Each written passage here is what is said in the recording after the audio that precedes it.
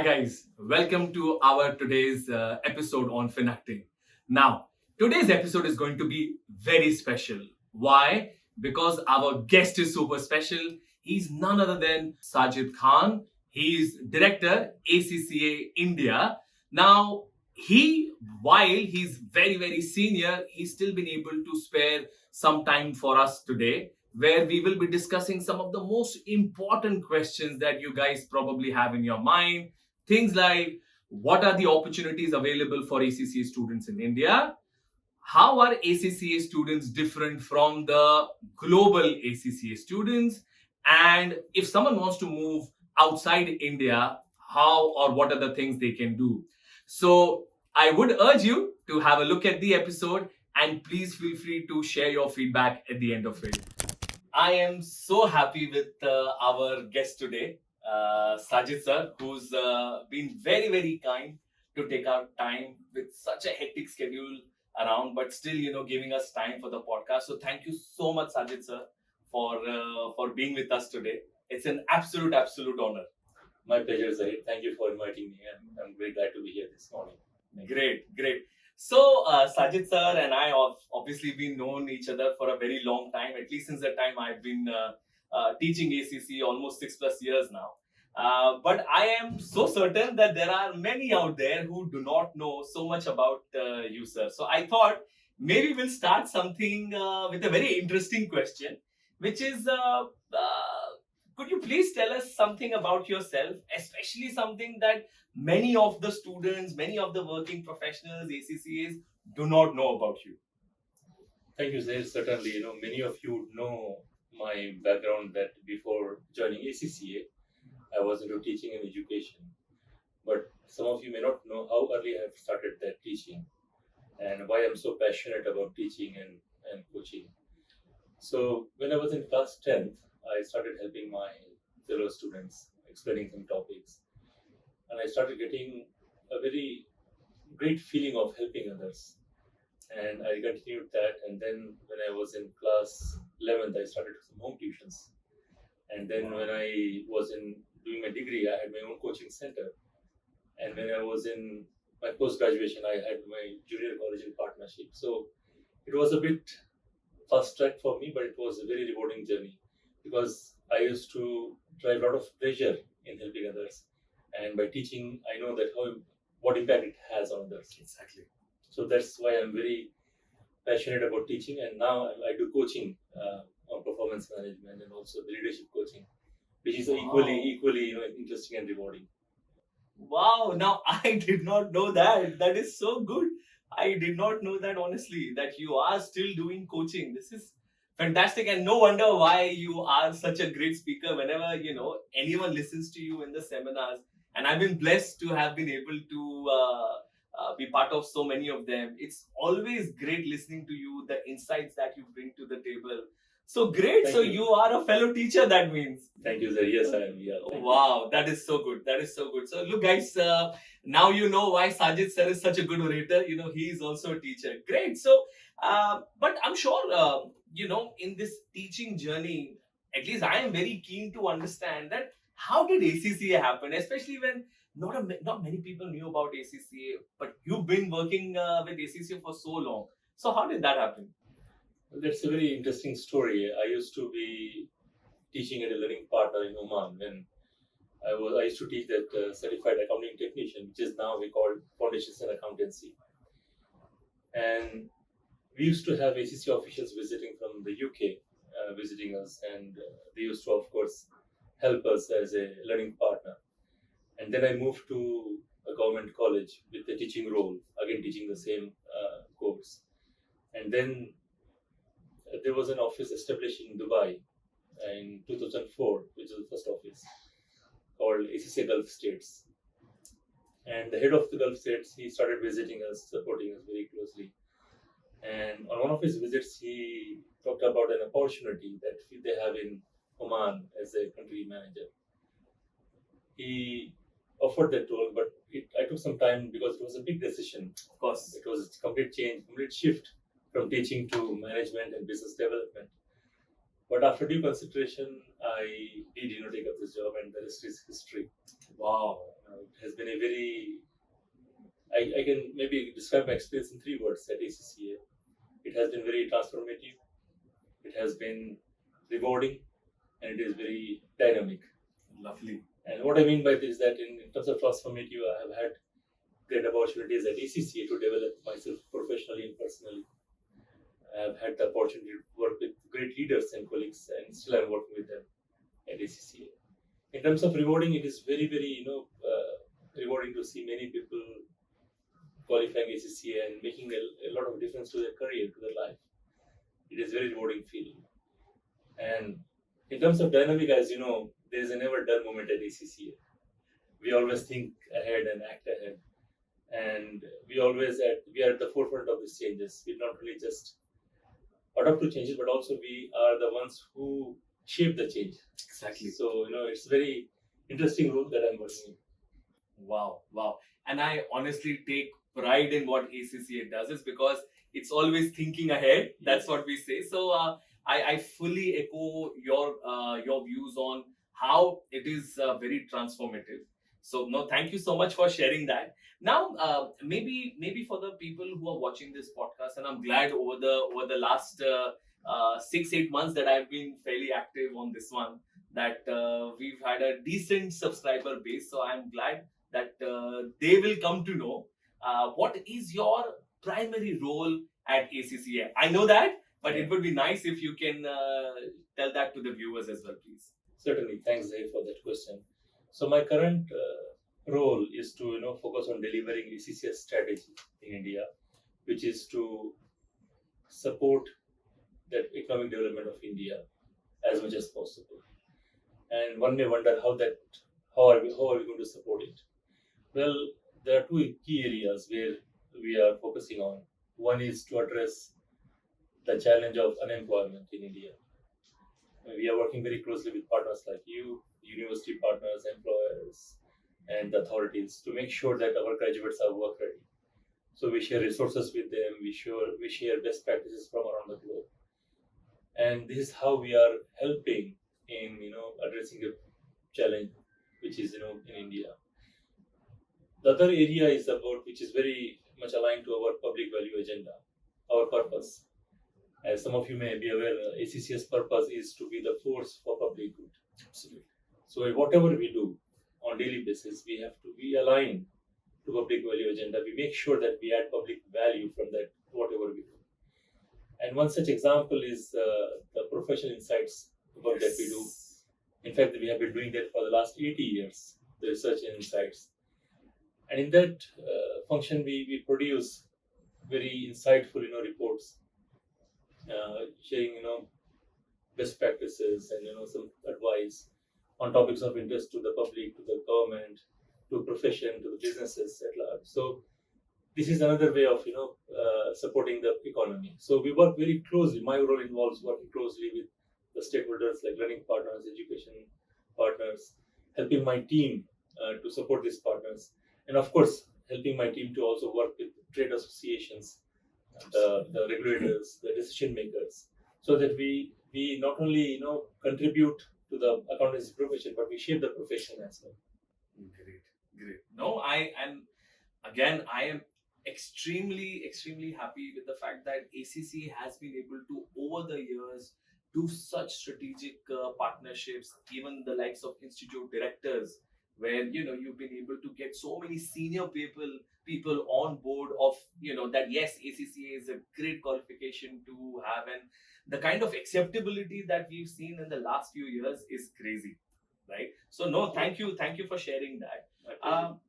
So coming to the next question, in terms of ACCA, while we know that globally ACCA has been growing at a crazy speed, but in India, what do you think ACCA journey has been so far? Well, we have had a very remarkable journey in India, I should say. When I took over as head of India in 2010, we had about 2,500 students, and today we are talking about 68,000 students in India. So this shows a remarkable growth, but there is a reason why we have seen this growth. The first one is about alignment of our offering to the market need, Of course. which is very critical. I talked about the work readiness. Yes. Back in those times, we encountered a common challenge that people are facing here, that employers are looking for work-ready graduates. Universities are looking at getting their students employed, Exactly. and we then played our role as ACCA as a super connector. We connected academia and the industry, and we got them to discuss these challenges, and we played our part, and we make them understand how ACC can help them both through our ACC qualification. So this has been our focus on addressing that work readiness and employability challenge, and this is very, I should say, one of the key drivers of growth in India, because people are getting what they would like to see. Exactly. Exactly. No, I agree. I agree, because the number of times you talk about that work readiness and the focus that ACC as a qualification has on work readiness. Being faculty myself, I truly acknowledge the great work ACCA puts in to make sure that the students are actually work ready, and it's just not on in the syllabus, but people are actually getting the real value from the qualification. So no, that's great. That's really good. So in terms of the future of the qualification, especially ACCA, where do you see ACCA in the next 5 to 10 years? Because you did mention 2,500 to 68,000. Now that's a massive jump. What do you see as the kind of a growth in the next 5 to 10 years? Sure. Zaheer, as you may be aware, that we have recently shared our bold ambition, which is to lead the accountancy profession for a changed world, which is backed by a very clear strategy, which sets out how we will secure vibrant future for ACCA by fulfilling its purpose of being the force of public good, remaining true to our values, and then of course realizing our bold ambition of leading the profession for a changed world. This means a lot. We'll be doing a lot of things around these areas. One is to redefine the accountant itself. We'll redefine the role, and then we will also create products that are at the forefront, who will keep our members and future members highly in demand. Then we will also enhance the attractiveness of the profession, which is also very, very important. Young generation, should be able to understand what exactly accountancy has in store for them as a career. Then we'll also be driving career success. We'll develop, in fact, future-ready, ethical professional accountants with flexible, skills, and we'll also help them build a community. We'll help them, we'll help employers put in touch with the right talent, and we will of course build ACCA community, develop the community, and of course we will also have a deeper understanding of our customers, so that we have the best possible experience for our customers. So there's a lot of things in the strategy that we have planned for to achieve our ambition. If you're looking at in terms of numbers, what will where we'll be in 5 to 10 years, I would say that we are focusing on the right things with the right strategy, and numbers will certainly translate into accordingly as per our ambition of leading the profession for a changed world. And that's why I love ACC, right? Because it's not about just growing the number of students in the qualification, but making sure that they get the right value out of the qualification. They are getting employment, as they say in commerce, they get the return on investment. Exactly. Right? So Exactly. that's obviously very heartening to know. But I'm always very intrigued about how our students perform vis-a-vis, let's say, global students, and at your level you will have that visibility. So what will be your view on how does on an average Indian students perform versus, let's say, global students, and if you may have any insight, why could that be good, why could that be bad? Certainly, Zaheer. Well, I should start this answer with a statement that India has got talent, and is a fact. And we see this in terms of the results that we produce in India. Every session we have so many rank holders from India, and many of them even first rankers, world first rankers in India.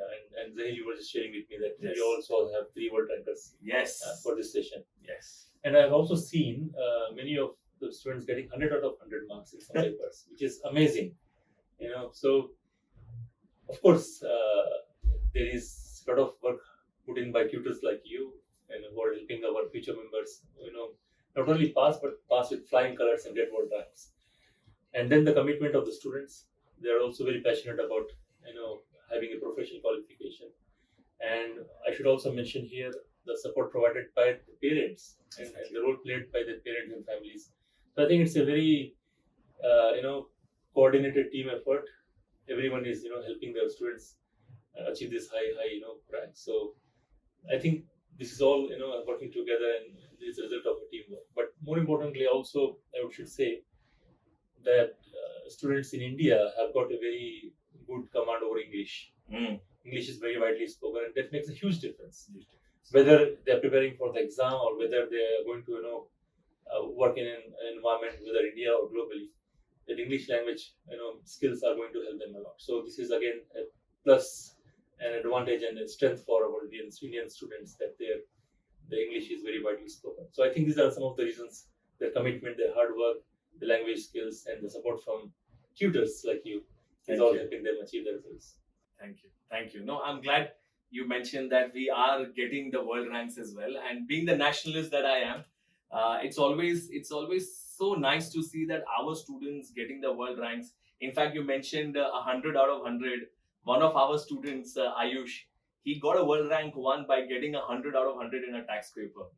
Right. So, and it's always such a it's a moment of pride for us, that our students at a global level, when, for example, there are 1 lakh students sitting for the exams, our students are able to do better than all of them, right? Yes, So certainly. that is such a great thing. No, so thank you so much for sharing that with us. So, is there anything that you believe that the Indian students can do to make sure that their performance even improves better than what they are doing currently? Certainly, Zahir, and as you know that as we have the number of students growing in India, we should also create awareness about how do they ensure that they have the excellent pass rates at all levels. Exactly. For this, I would like to mention a couple of points here. One is that, especially for those who are entering ACCA qualification from an academic background and entering and are having the professional exam for the first time, they should keep in mind that the approach to a professional exam is very different from an academic exam.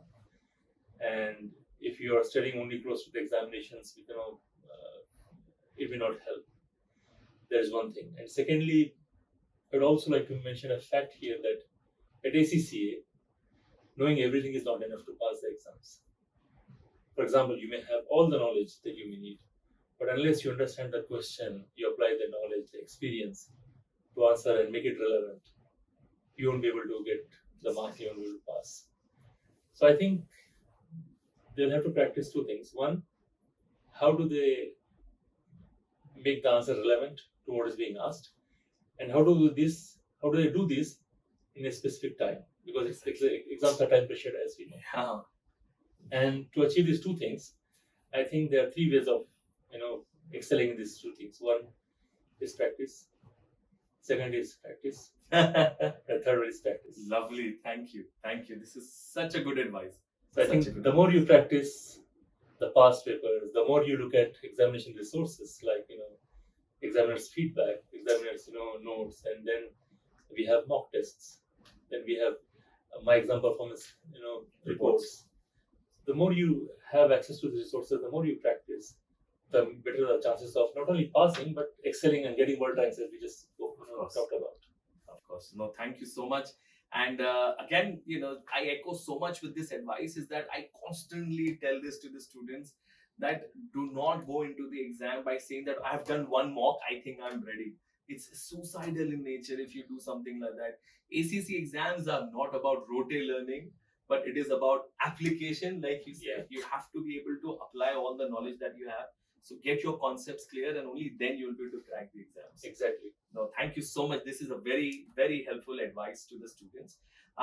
So now coming to, because I'm sure that people watching this want to know this very, very, they've been probably waiting for this for a long time. As per you, what are the kind of opportunities available for ACCAs in India right now? Well, it's full of opportunities, as I can say, because the employers in India are really appreciating the value that our members and future members bring to the table. They are aware of the rigor that we have in our qualification. They are aware that we also have the ethics and professional skill module and how particular we are about those skills. I think even that focus on those skills and the value they bring, there's a lot of demand in India, as we see. And we see long back, we used to have jobs only mostly from the shared services.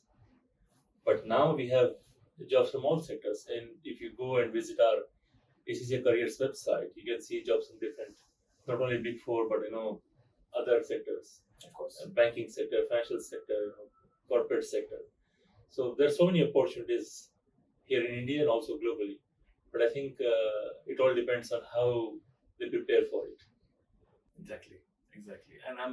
And again, I would like to just add here because I did a recent post on LinkedIn, and I was very vocal about the fact that look, while there are lesser jobs, and obviously even the recent budget acknowledged that the number of opportunities or number of jobs are less. But I feel that for the right people, there are plenty and more opportunities. In fact, we sometimes struggle to backfill positions or hire new people for the job roles that we have at FPA. And I speak to people around at let's say UBS or at EY or Deloitte, etc. Even they struggle because they are not able to find the right kind of talent. So while you may be an ACCA, which is fantastic, it gets your foot in the door, but I think you still need to be able to crack the interview. You need to show that you can add value to the organization just by showing that you have a degree does not mean that people will be opening their arms wide ki aa jao you are you are getting this 20 lakhs 50 lakhs job offer. So I think there needs to be still a lot more work that the students need to do at their end. Absolutely. And I'm glad apne you shared that. But there are also students, because I know that there are opportunities in India, but as per you, are there opportunities for students outside India as well? And if someone wants to go outside India, what will be your suggestion how they can go about it? Sure, I mean, of course, ACCS with its global presence and global recognition, there are opportunities around the world. The advice I would like to give, who would like to go abroad for career prospects, is that first do some research on where you want to go. Although you have so many options that because of the wide recognition, but look at your own preference, the role that you want to do. Do some research. Where is it in high demand? Where is it that most suitable for you to work?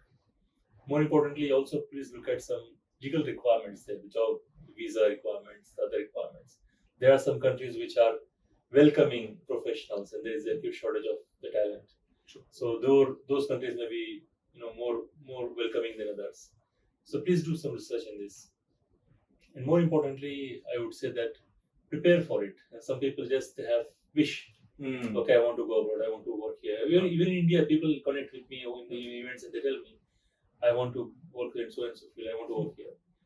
I ask them, have you a clear idea about what exactly the role is about? Then they wonder, no. So just think about what exactly where you want to work. What do you want to work as? Exactly. And then do an assessment of what skills you need to work in that role, whether in India or globally.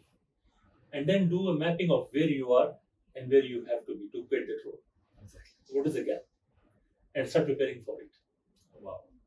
Right now. And this is how you can prepare. And then, of course, when the opportunity comes, you'll be able to avail that, whether in India or globally. So please do also take care of soft skills development that you may have to focus on. Then also focus on the continuous learning. You may have qualified a course, short-term course or maybe other, but just keep updating yourself with the latest developments in the industry and the local requirements of wherever you want to go. So that the local law and tax variants. So I think all the preparation is very, very important if you have to go abroad for your job prospects. Such a golden tip, right? And you're so right. People will reach out that I want to go abroad, but they never really want to put in the effort to prepare for that. Yes. It's not something that I want to, get up one morning and want to apply for a job in Australia. And my personal experience, if I wanted to move to Australia, I had enough number of years of experience with me so that it became easier for me to apply for a permanent residency, which I got, right? But you're so right. Students, be patient and prepare for it. Identify those gaps. Make sure that you have the right soft skills. Only then you will be able to get a good job outside. No, great. So, look, Sajid, I think there are so many things that I want to keep asking you, and this will become an endless one.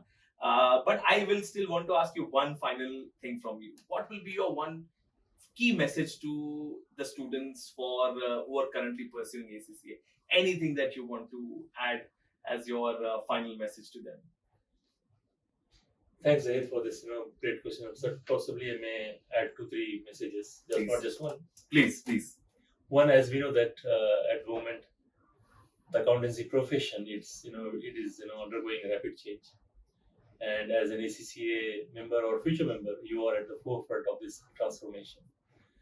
And the ambition which I just mentioned to lead the profession for a changed world, in line with this, you all have a responsibility to not only adopt the changes but be at the forefront of making these changes happen and shape the change. There is one thing. And then be proud of the global community that you're part of and the legacy that ACCA has, 120 years legacy, our presence in across the world, and be proud of the skills that you are being recognized for across the world. So be very proud of this. And then, of course, do become a part of the ACCA community in India. Not only leverage that community for your benefit, but also give back to the community.